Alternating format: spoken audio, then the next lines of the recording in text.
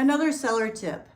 When you're staging your home, maybe you choose to open a book on the coffee table to give it a little bit more of that homey feel. Maybe you choose to change some of the colors throughout the house.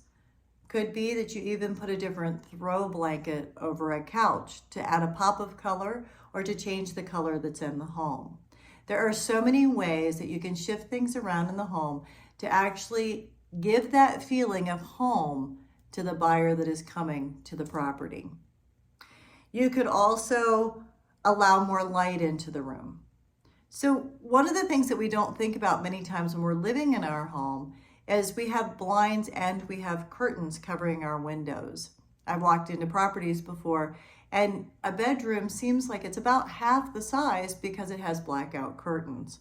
All of a sudden, when we pulled open those blackout curtains, you were able to notice how much larger the room was.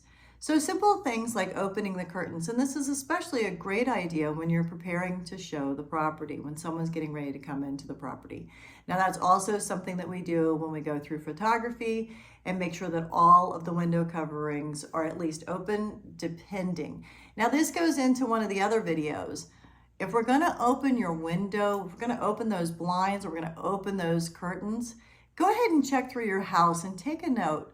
Are the windows clean? We talked about that in another video, and it's really important that you keep your windows clean, especially when you're getting ready to sell the property, because most buyers want to know what is outside of your property. They want to see the yard or see the neighbors or see how much light comes into a room.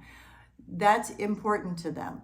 So if you are going around the house and you're getting prepared to sell your property, then one of the things that I suggest is look out your own windows. When's the last time that you opened that curtain wide? And when's the last time you took a look out that window? You might notice that there's a little bit of dirt around the window, or maybe there's some cobwebs or some leaves that have fallen, or whatever it might be. There's so many things that could happen. It could be blown around in the wind. Take a note.